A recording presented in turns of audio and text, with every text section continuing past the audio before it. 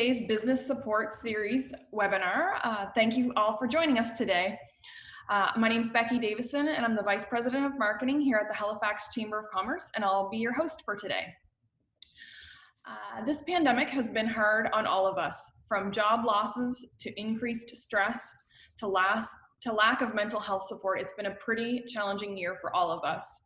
We're all in this together. However, it's not a secret that this global crisis has been impacting some groups more than others. So as women are adapting to working from home, they are juggling both work and parenting responsibilities and have found difficulty in advocating for their careers while maintaining a leadership presence in their place of work. A recent report from the UN just came out stating this pandemic has set women back years, with the majority of the burden of household responsibilities falling to them. Canadian economist Armin Yalnizyan says there is no recovery without a she-covery, which is discussed further in the Ontario Chamber of Commerce report titled The She-Covery Project. I read the report this week and I found some 5 key recommendations to address the immediate and long-term challenges faced by gender inequality as a result of this pandemic.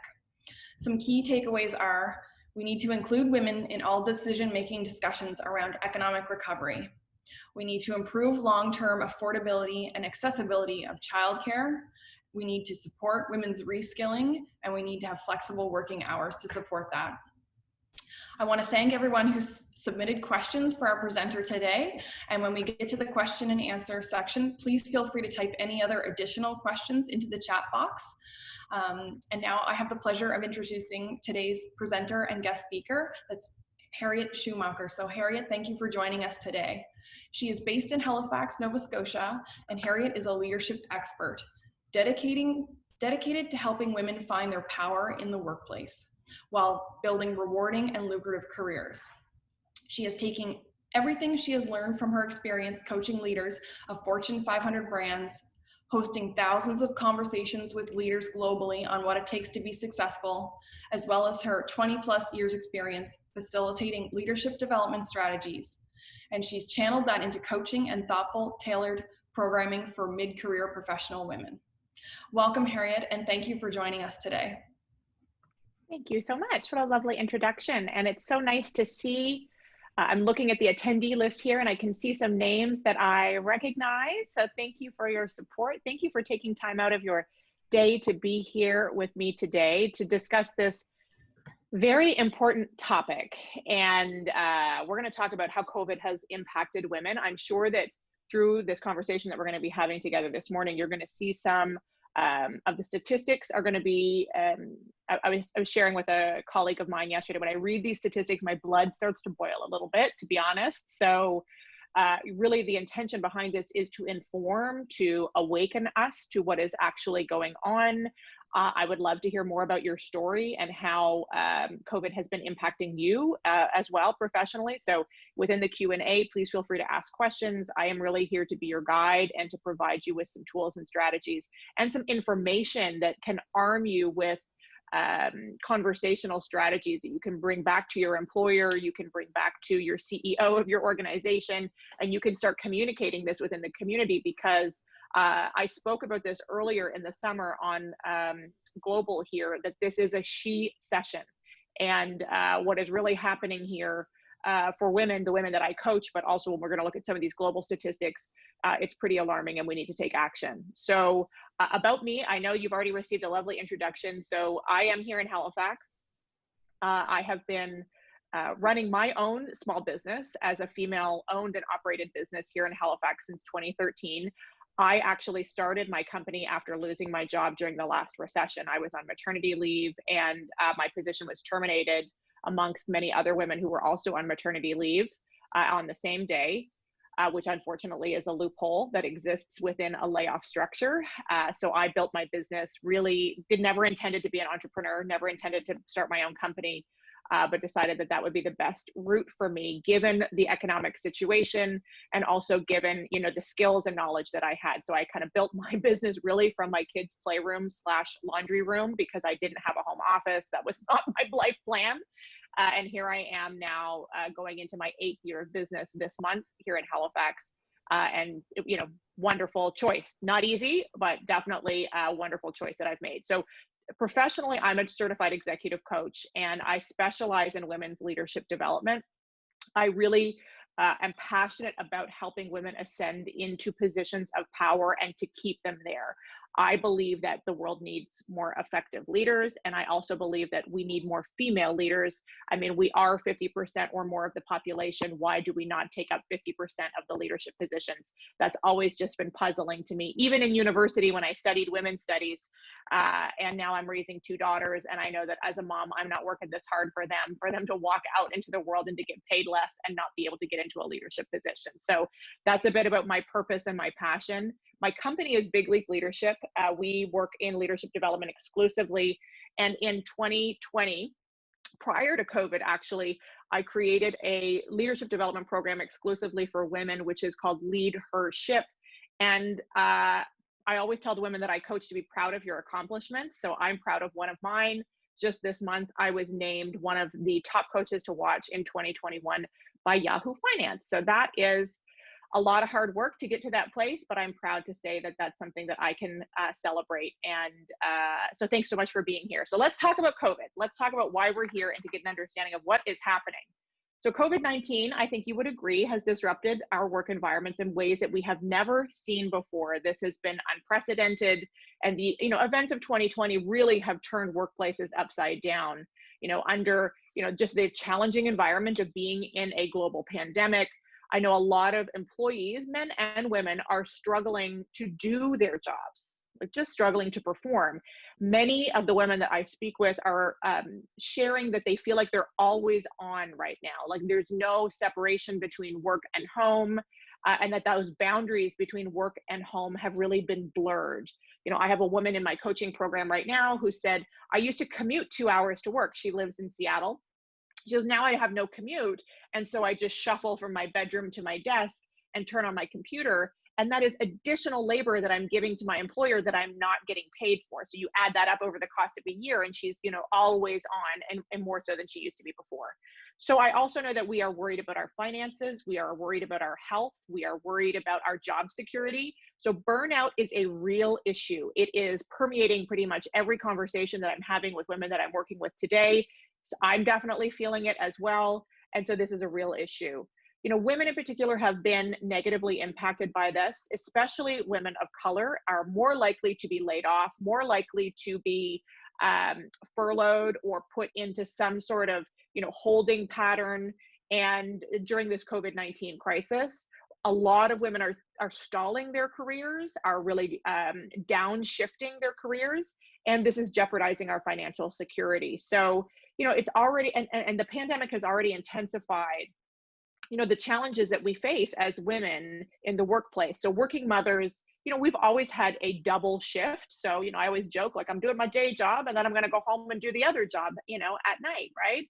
So, this year, trying to pivot my business, I used to deliver a training in person and literally watched my entire calendar of work disappear in a week. So all of my revenue disappeared overnight, and had to learn how to pivot my business to be able to offer it in a digital format, right? And so also homeschool my kids at the same time during lockdown. That was like really fun. And that's the reality of what's been going on, right? So a full day of work followed by hours or during the entire day now spent caring for children and doing household labor is not uncommon. And the supports that we typically had in place to make things easier for us, like school, childcare, have been upended. And so this has really made things much more difficult for us. What we know now is that 1 in 4 women are contemplating what, we would have considered unthinkable less than a year ago, downshifting their careers or leaving the workforce altogether. Like, raising their hands up in the air and saying like, I'm out, this is too much. And so what does this mean? What does this mean for us locally? What does this mean for us on a national level? And what does this mean for us globally?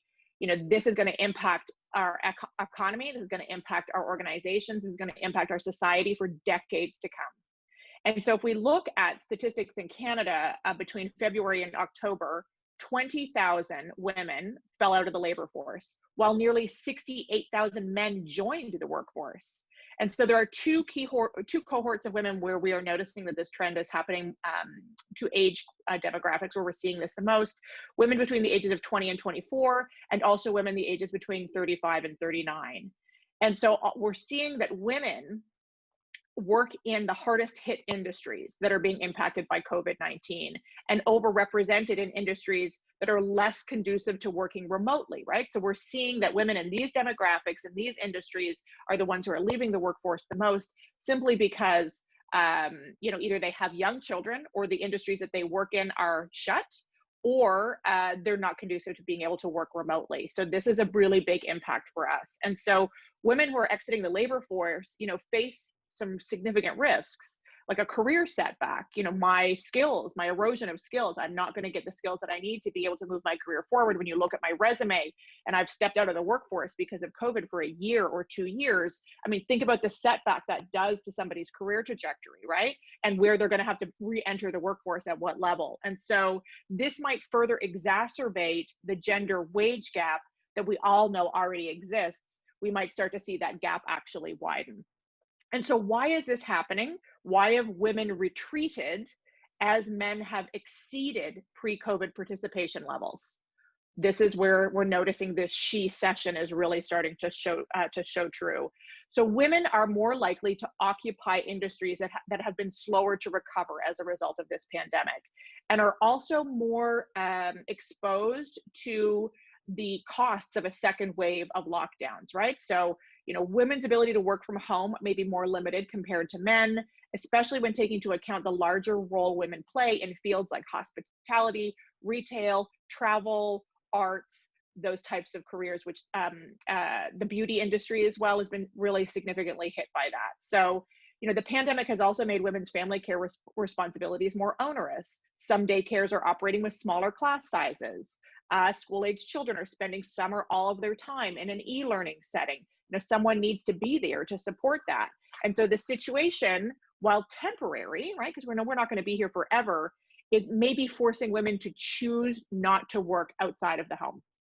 And so when we talk about progress that women have made in the workforce, we have the real sad part of all of this is that we have been making progress in terms of ascending into more senior positions, and also working on closing the wage gap.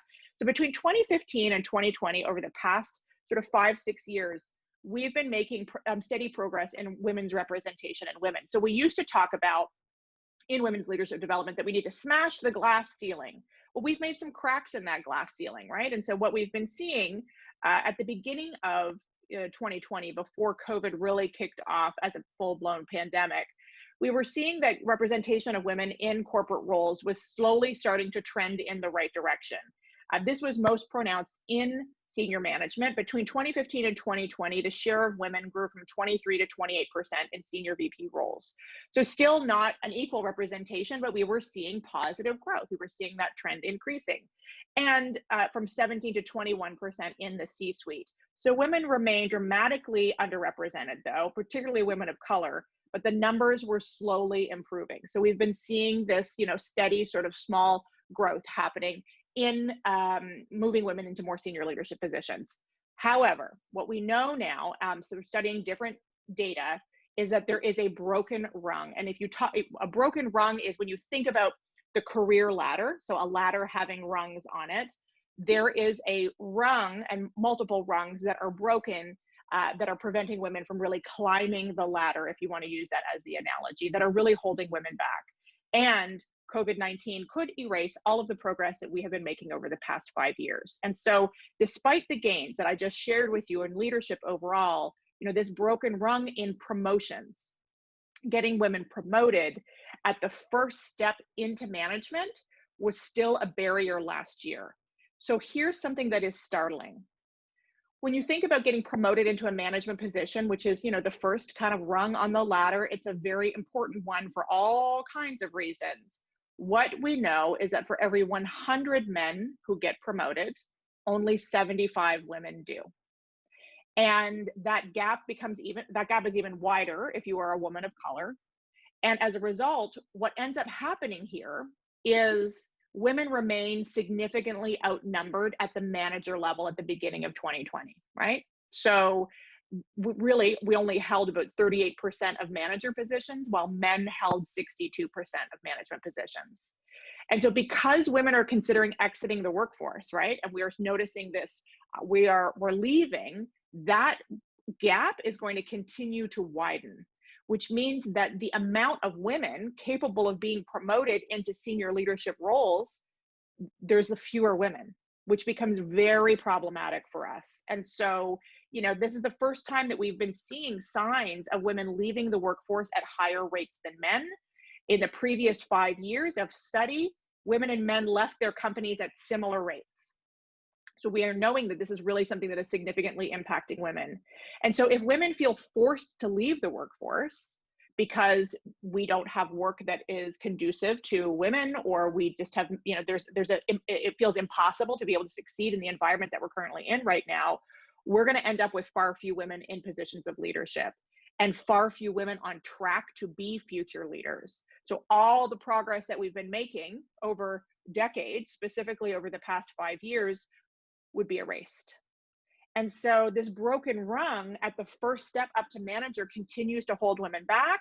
And now this COVID-19 crisis is really threatening to make that gap significantly greater.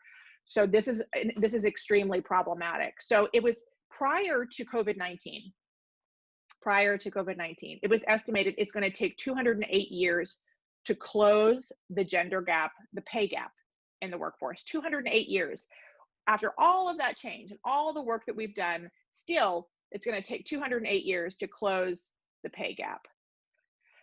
Do you want to wait that long?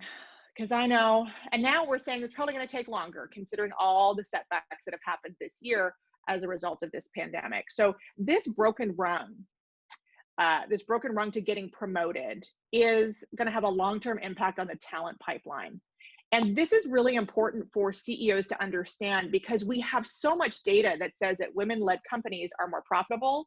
They have a more engaged workforce. There is more diversity of thought. They are more collaborative. Like, boards know this, investors know this, CEOs know this. And so this is actually not just a conversation about gender. This is an economic conversation. We also know that if we were to achieve wage parity, if we had equality in women getting paid the same as men, it actually provides an economic boost, because women hold the purse strings. We are the consumers in society. So I want to talk a little bit about what this could mean from us from a financial standpoint.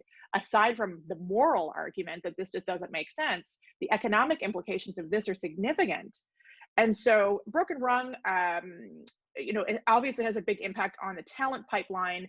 And since men significantly outnumber women at the manager level, there are far few women to hire or promote to senior manager levels. And the number of women decreases at every subsequent level. So even as hiring and promotion rates improve for women at senior levels, women, as a whole are not going to be able to catch up. So we're going to have more women or more men who have stayed in the talent pool, who have stayed at work, who are going to be able to access those promotions and those higher pay rates. And so this gap is just naturally going to widen. And so because there are going to be simply too few women to advance. So we know women are paid less than men, and that is hitting harder in an economic crisis. So on average, women earn 23% less than men. That statistic becomes the gap is much wider when you're looking at Indigenous women, women of color, when you're looking at immigrant women, women who are new to Canada. They get paid significantly less than that global statistic. And so yet, we also know globally, women are better educated. We are graduating from universities and from higher education at a higher rate than men. So we actually have more education. And but are being undervalued for that, because we know that diplomas and degrees do not translate into dollars. The pay gap actually increases as women have higher levels of education. More debt, more education, less pay. Isn't this phenomenal? And so what that translates to is women losing out on millions of dollars, and the economy losing out on women being able to have money to really be able to contribute to society. So because the pay gap isn't about a single paycheck, the pay gap over the course of a career, that lost income over the course of your entire career trajectory can add up to millions of dollars. And, if we look at women typically are the breadwinners for their families, and that really means that their household is dependent on their paycheck. So when moms are paid less, they have less money for basic family necessities like rent, like groceries, like school supplies, like less money to go around. And over time, what this ends up impacting is a lack of the family's ability to be able to invest in savings, in higher education, and in property, which is really, not a powerful contributing factor to our economic turnaround and to the growth of our society overall. So, closing the pay gap isn't just a win for women, it has social and economic benefits too. If women were paid the same as men, so if we were to close that wage gap and say, you know what, we're going to audit our organization, we're going to look at all the roles from a gender perspective, we're going to fix this. If everybody would just do that, okay, and we would cut the poverty rate in half, and we would inject over $512 billion into our economy. So economically, this makes sense. Why do these issues exist? And so I want to talk about some of the reasons. Now that I've given you some of the, rational reasons why this matters, I want to talk about some of the emotional reasons and some of the things that you've been experiencing personally as a result of COVID. So I want you to tell me in the chat, if you wouldn't mind, and if the answer here does not speak to you, what has been your biggest challenge during COVID at work? What sort of has been the biggest sort of issue, the biggest barrier for you from your personal experience? I'm going to invite you to go ahead and please answer in the chat. Has it been for you? Are you anxious about your job security? Have you lost a job, or are you worried that you might lose your job? How many of you are feeling burnt out because you have been working, double shift, triple shift, working a lot of additional hours, and the stress and the anxiety of everything that's been going on has left you to feeling like in a fog? I am noticing that conversation showing up over and over again with the women that I'm working with.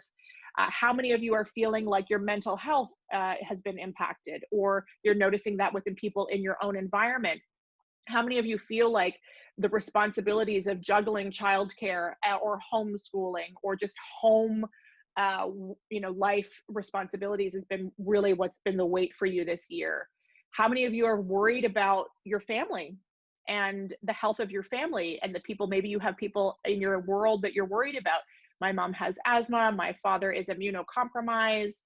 That's obviously a weight always on the back of my mind, wanting to see my family. I know people who have not seen their family for a very long period in time, and that is concerning. And how many of you are feeling like there's some financial insecurity?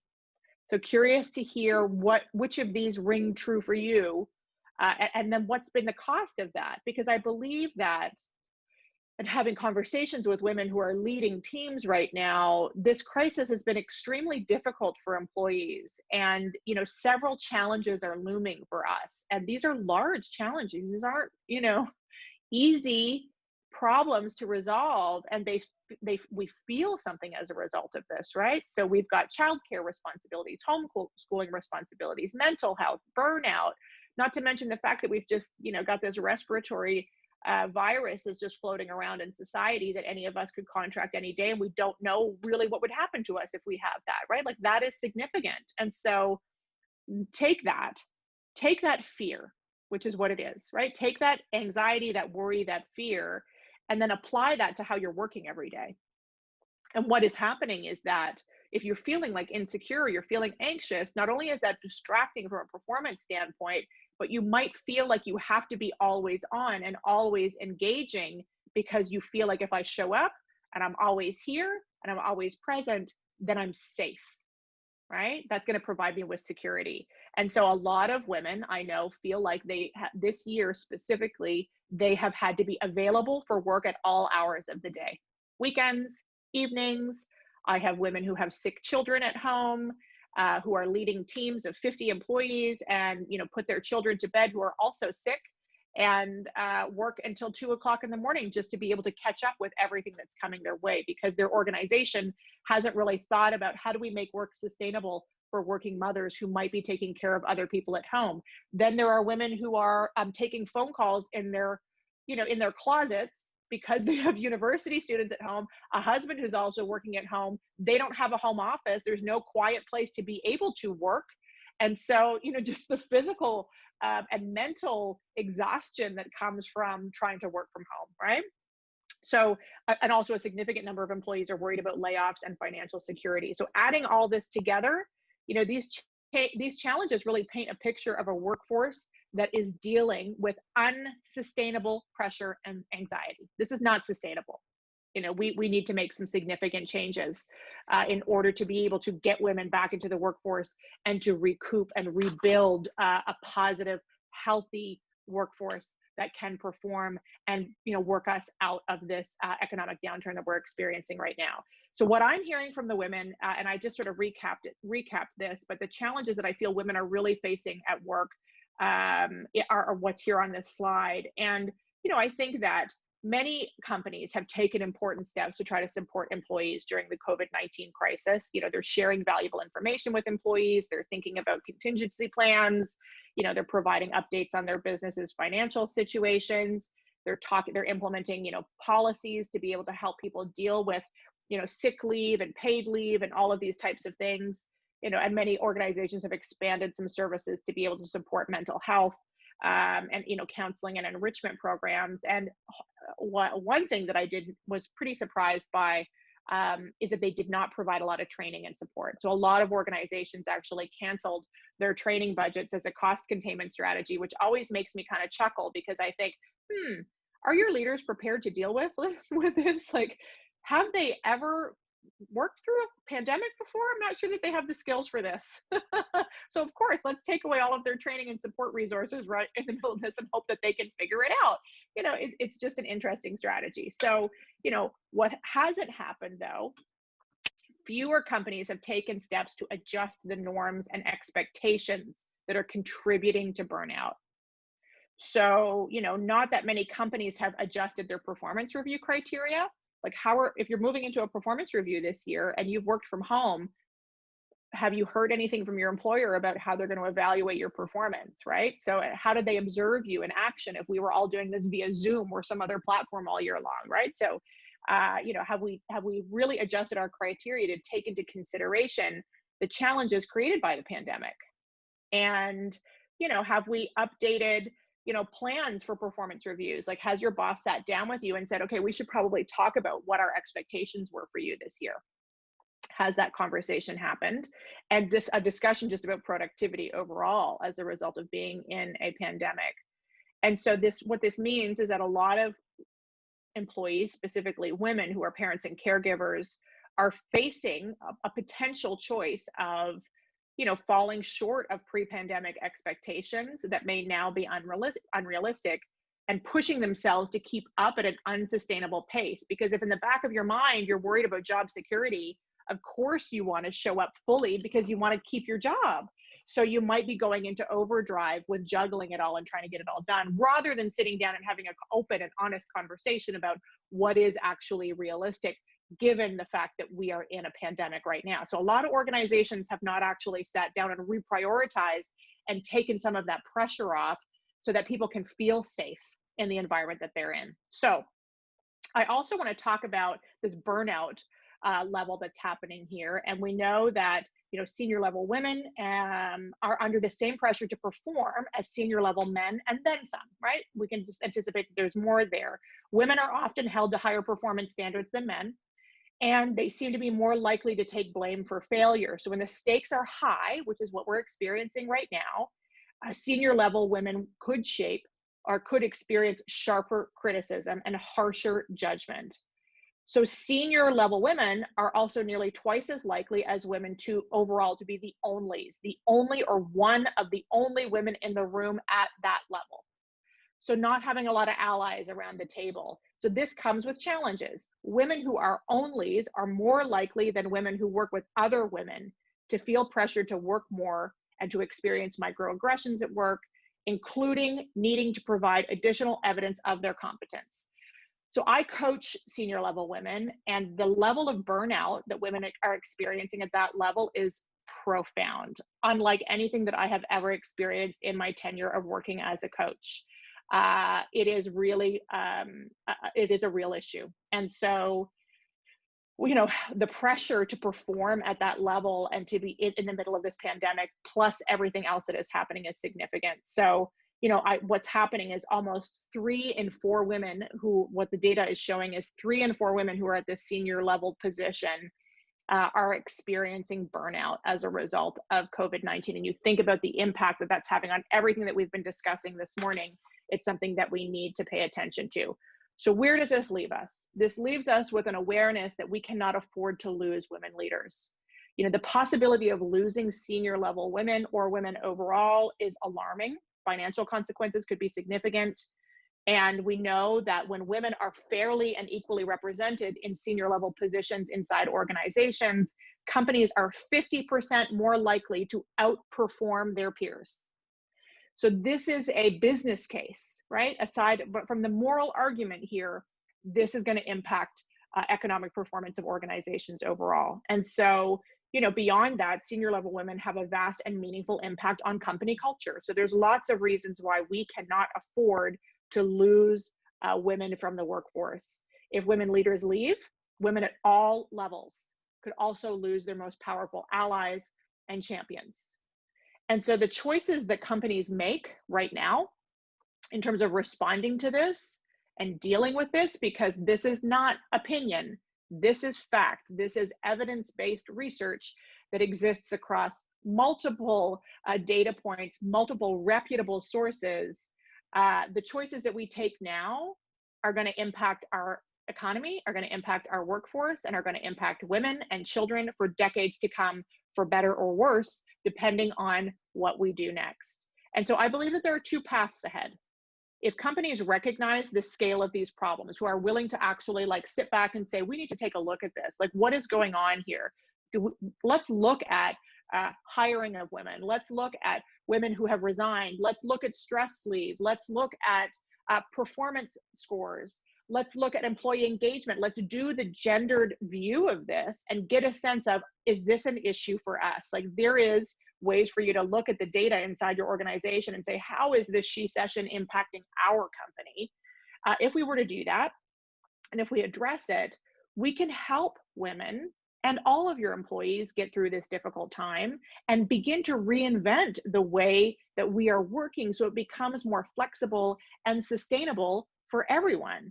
And if not, the consequences is, so if we choose not to do that and just say, well, you know, this is really not our problem to solve, you know, we'll just let the cards fall where they may and, you know, whatever, because doing nothing is always a choice too, right? If not, the consequences not only are going to hurt women, but they're going to hurt business, they're going to hurt the economy as a whole. And so this moment requires us to do some long-term thinking, to really be creative, to be honest, to confront the biases that exist inside our own environments, to really step into strong and high integrity, high value leadership, and laser focus in on the value of women and really look at the role that women play inside of our organization. So a couple of pieces that I'm going to leave with you as takeaways for things that you can do and how you can start to respond. And I encourage every single one of you to, you know, sit down with your organization and host a conversation around this, share the data with them, you know, bring this forward. I think first of all, we need to make work more sustainable. There is absolutely no reason why we cannot do that. We are in a pandemic and working from home is complex. I've worked from home for many years, so this wasn't new to me, but working at home with my children, wow, that has been some fun stuff, right? And so, you know, a sustainable pace of work is essential to helping mothers, senior level women, and all employees deal with burnout as a result of this crisis. There is some serious trauma and some serious stress that has remained from the first wave that we are experiencing again. Like we're in day 2 right now. And yes, I can share some of these stats with you. I'll provide a link to this webinar so you can share it with other people if you'd like to. And so to make this happen, we need to look at productivity and performance expectations inside of our work environments. If you haven't changed any of your expectations around productivity and performance since COVID-19, you're probably asking for heroics. And the challenge with heroics is that it contributes to burnout. And so I also think that you need to reset some norms around flexibility. There are definitely some contexts and some biases that exist around, well, if we give people flexibility, they'll take advantage. Like that kind of old thinking, that command kind of control style of looking at how do we lead people definitely still permeates our society. And so, I think it's important for us to recognize that COVID has made it really hard for all employees to draw clear lines between work and home. And this always on feeling, it has a lot to do with our own security and our own fear about losing our jobs. But it's also how leaders are communicating to their teams, right? And sending emails, because they're also always on, and just like the kind of culture that can create. And so we should be looking for ways to reestablish boundaries, right? So what kind of ground rules do we want to put in place so we can let people know that that is not our expectation? And have you actually talked about that? I mean, a lot of us assume that people would just understand that it's not. Unless you've actually communicated that, don't expect people to assume anything. And so, this may require setting, new work norms, for example, establishing set hours for meetings, canceling some meetings because they're just not effective, putting policies in place for responding to emails outside of typical business hours. Like, why can't we just make that happen? Improving communication about work hours and availability within teams. I mean, these are things that we could put in place to say, we hear you and we recognize that, this is not normal, and we want to make sure that you feel secure and protected, and what my expectations are of you, and you have an expectation from us. I think that we can relieve stress around performance, around productivity, and that is the leader's job to do that. So sitting down with your team and reprioritizing, taking stock of what matters. I have a coaching client right now in my coaching group. We had her do that with her team because she was noticing that burnout was happening across the team. And we said, okay, I want you to go back to your team and I want you to list out all of the priorities that the team has right now. And this is like, a couple of months ago. And they did the exercise as a group, and they had 130 priorities that were all urgent and pressing for right now. It's like ridiculous. Really 130 things that all need to get done right now? Like, that's just not true. So, clearing the path and clearing the decks on some of that can provide some space and relieve stress by focusing on really key priorities and what really matters right now. I would encourage all of you to reassess performance criteria. And I'm a big component that nobody cares about your career as much as you do. So if you are concerned about how you're going to be evaluated this year, you certainly don't want any surprises. I would encourage you to speak with your employer about, have any changes around performance criteria been made this year? Sit down and talk with them about the expectations, the goals, because I also want women to get promoted and to get paid more. And so I don't want you walking into that conversation blindly this year. And so making sure that the criteria that you were set is still attainable, and if they are still measuring you on the same things, I think that that's important to not be blind to that. Just a little point number 4, just like, let's eliminate gender bias. Let's just do that. So biases exist. We all have them.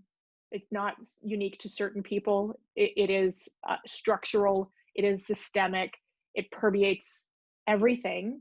And so, to mitigate some of the biases that women are up against, first, women, we need to know what they are. So, we can't put all of the control in our organizations to eliminate that. We need to become aware of what those biases are. We also need to recognize how our own behavior has adapted to that bias, because there are certain patterns of behavior that I see in women over and over again, which keep them stuck and keep them from being able to actually ascend into that position of senior leadership or into that position of power. And so we need to know what they are so that we can work to change those systems. But I also think that it's an organization's responsibility to name what these biases are. They're well researched and documented. This is,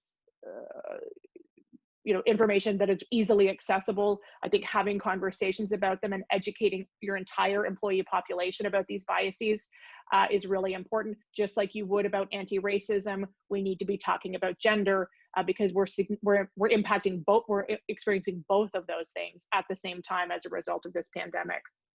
And so leaders and employees should publicly speak up about the impact of bias in COVID-19.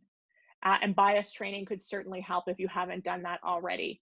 And so, and then challenge the likability penalty. So likability penalty is something that we talk a lot about. I mean, women are expected to be likable. So what women face a penalty when they become overly assertive. And so this is something that I dig into quite deeply inside of my coaching groups. But a lot of women who advocate for themselves, for their careers, who push back, who challenge the status quo, who use their voice, suffer a penalty and get sort of typecasted as overly assertive or cold or domineering or too aggressive or other words, which I won't share right now because it would be professional for me to do so. But this is, a bias that exists in our work environment. And so if I believe that as a woman, my main job around here is to be liked by you, you can imagine how that creates setbacks from a career perspective. And so really working internally with that to help understand like, hey, men were raised to be risk takers and to be assertive, and boys were raised that way. Women were raised to be nice. And so why do we have an issue when women speak up and use their voice in our work environments? Why do we, why do women pay a penalty for that? So that's something that definitely needs to be discussed. So pivotal moment here. We are at a crossroads corporately and within our society and within our economy. And, I think that we really need to make a commitment. How are we going to support women right now? How are we going to make this an opportunity to create the incremental changes that we really need to happen? Not just for now, because we're in a pandemic, but because the choices that we make right now are going to have long-standing impacts on society overall. For my daughters, for your daughters, granddaughters, that's what we're talking about here. And so, if companies rise right now and women rise and men rise right now and say, okay, armed with this new information, what are we going to do about it?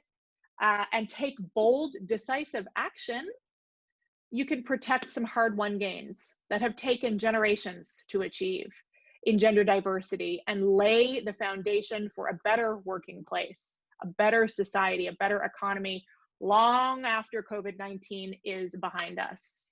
And so I want to open up the floor to some questions. I see that there's probably some that have shown up in the chat, but I think that there was some in advance. So let's talk. What are the questions?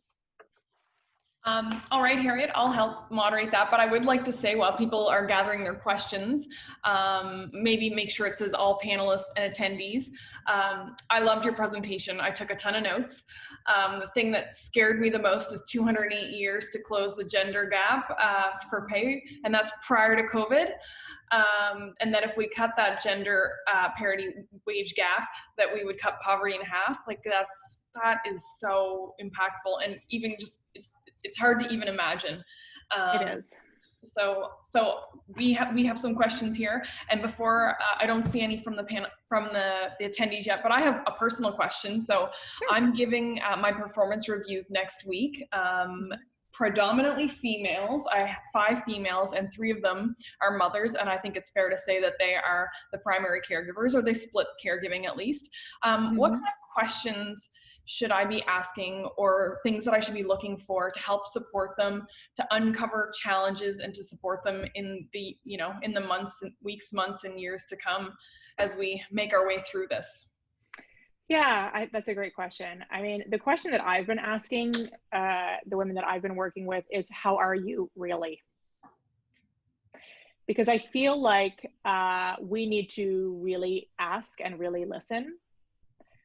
Most of us have been trained to have a canned response to a question, like, I'm fine, everything's fine, I'm okay, I'm great, especially in a performance review conversation. You definitely don't want to show up like you're not fine, because it's like, I've yet to meet a person who's like, yay, it's my performance review today, I'm so excited. Like, we're usually going in somewhat apprehensive overall because there's a lot on the line. I think also having your women, and this is for everyone, is, what if we could have women lead that conversation? What if they could talk about their own performance and their own gains and, what were their significant contributions? How did they navigate this, this situation? Because I really think that it's important that we empower women to understand how much they actually did accomplish this year. Because there's definitely a mindset that exists out there that, wow, I didn't get all of the things that I wanted to get done this year. Well, no, of course you didn't. But look at all the things that you did do. Look how you navigated this. So I would say encourage them to do some self-reflection and get them to assess themselves, because that's good from a mindset perspective, and also might help to check in on some of the assumptions and the gaps that we might have around performance, which is natural in that process. Like we see what they see what they see. And if you feel like, women are kind of being defeatist in that response, like they're not coming up with anything thoughtful, then we might have an issue that is worthy of exploring around, how I really am feeling about my own productivity and my own performance. I could be feeling quite insecure and overwhelmed right now. So I would spend some time flipping that conversation around. And then more importantly, planning for next year. What did we learn? Let's take stock of 2020 and let's look through it. What did we learn? What do we want to leave behind that we don't want to take with us in 2021 in terms of how we've worked? And then what new information can we apply to 2021 that's going to help you, achieve your goals? And what are those for 2021? I want to see more women get promoted in 2021, because a lot of women have felt like their careers have been put on hold. And I think that we need to really make sure that that is not the case for women in 2021. Yeah, I've spoken with a lot of people. We've done the Eisenhower matrix, the urgent versus important matrix. Yes. Kind of, you're talking about 130 things. Well, we use that quite a bit for just managing it down to something that's doable and achievable. Everything feels a bit overwhelming. So it does. Yes. So lots of questions here. So okay, great. There's 10. So all right. I mean, how can we change this narrative? How can the people that are on here today, what can we do to make this better for tomorrow, next week, in 2021? So many things. So my first question is, what do you want to do about it? So, look within and ask yourself, now that you have this information, what do you want to do about it? So answer that question for yourself first, because you have the answer. I would say put the power of control back into your hands. So it's not uncommon during a period of instability and uncertainty for us to respond to that. So a lot of the women that I've been talking with this year feel like, oh, I would never ask for a promotion. Oh, I would never ask for support or training right now. That I feel guilty for doing that, because we're in a pandemic and where we should be just grateful to have what we've got. Yes. And how is that thinking contributing to solving the issue that I'm sharing with you today? So I think it's wiser to advocate for your career and your development during a pandemic than not, because it signals to your employer, I'm in the game here right now. I'm ready to make a move and add value. Now, you don't want to just go in and say, hey, I want to get paid more and not do anything extra. You want to build a case behind that. But you need to recognize that nobody cares about your career as much as you do. No one. So to sit back and wait for somebody to notice you, reward you, pay you more, we know that that's not going to happen. We have to do this work. So that's number one. You definitely need to get a plan in place and start asking for what you want.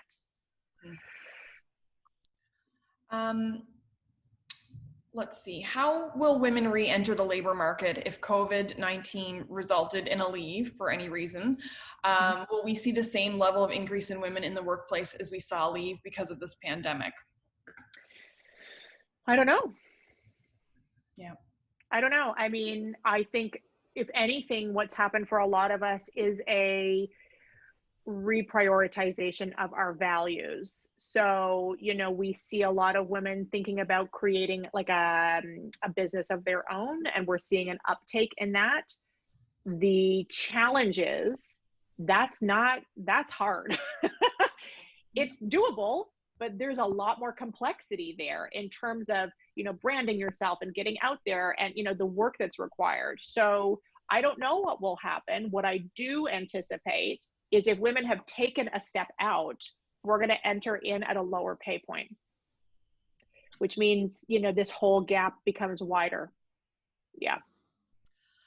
This is interesting. I don't know if you've seen the federal report that was released this week, the 237-page document that I've managed to read about 10 pages of, but I focused on the women part because of today and my own curiosity. But the federal government announced funding opportunities for women entrepreneurs. So have people been taking advantage of this?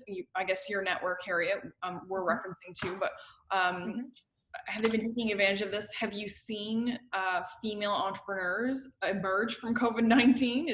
Is that happening? Yeah, okay. Yeah, for sure. I mean, there are definitely lots of success stories. However, and so funding opportunities are great.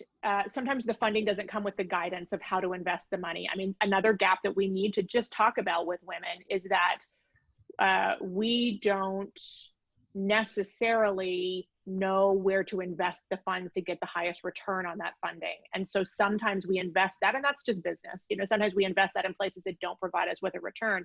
So the funding is great because it, boosts the economy. I mean, that's the reason why it's happening. But you need to really think about, if you're receiving funding, where are you going to apply that so it gives you like 4 times or 10 times the return in your business?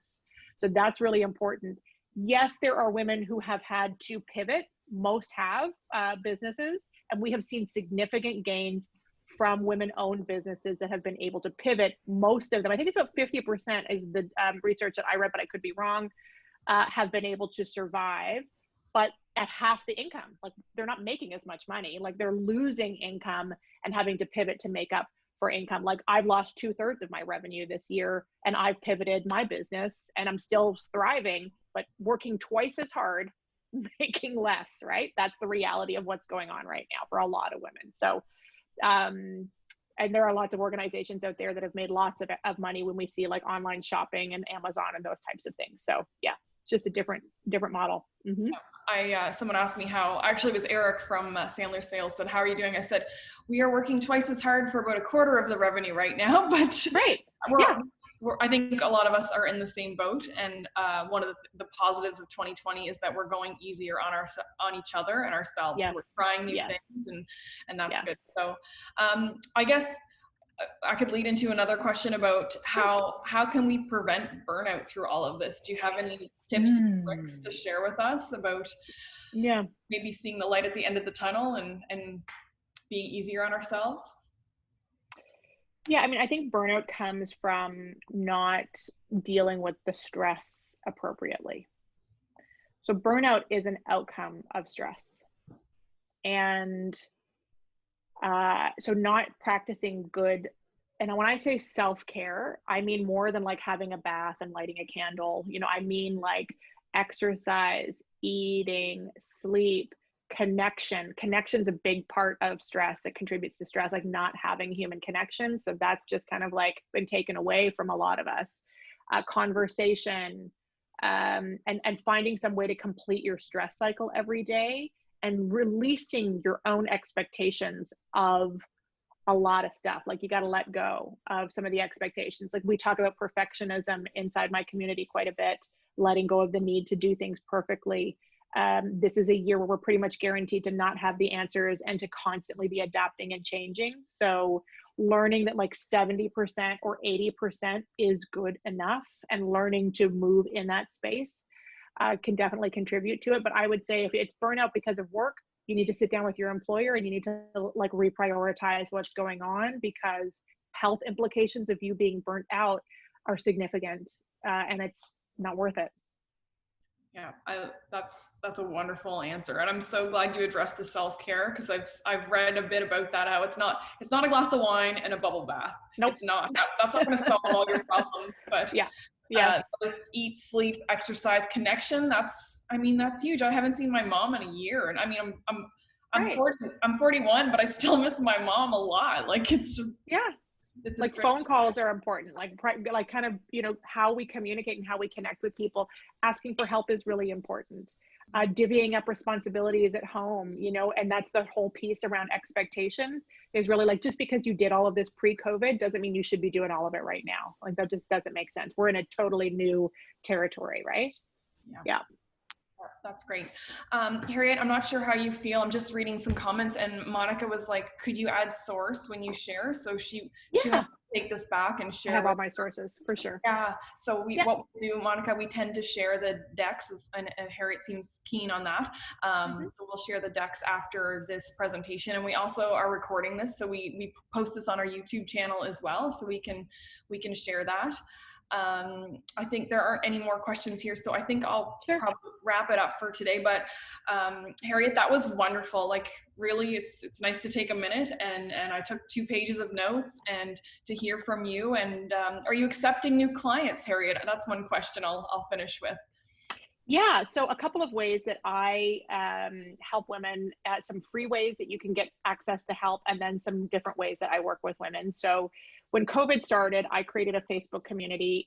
There are now 1,400 women inside that Facebook community, and I go live every Tuesday to provide training and coaching to the women who are part of that community. It's an amazing, really energetic, supportive environment. And I will make sure that you get the link to join that. So we would love to have you join and participate in that. In the new year, about 4 times a year, I host a free masterclass. It's 9 days long. It's an hour each day, called the Resilient Female Leader Masterclass. We're specifically focusing on the New Year edition in January. So that's coming up on the 18th of January. And then if you're really looking to get promoted in 2021 and you would like to work with a group of women and an executive coach, I have a cohort of women that come through my program, Lead Her Ship, which is a 6-month executive coaching program for women who want to ascend into more senior levels of leadership and earn the money, get their time back, get more energy. That's really what that's all about. So a great place to get connected is probably through my Facebook community. Great. Well, we'll share that information too with the email that comes out afterwards. And I'll just let everyone know that tomorrow we have Honorable Chrystia Freeland speaking to us. So we're going to put the link in. It's free to attend. It's happening at 12 noon for 45 minutes. So we invite you all to be there. It's free to get another perspective. And Harriette, thank you so much for today. This was great. My pleasure. Thank you for the time, and thanks to all of our attendees who came today too. So with that, we'll sign off, and thanks so much. Thank you so much, everyone. Take care. Go get them.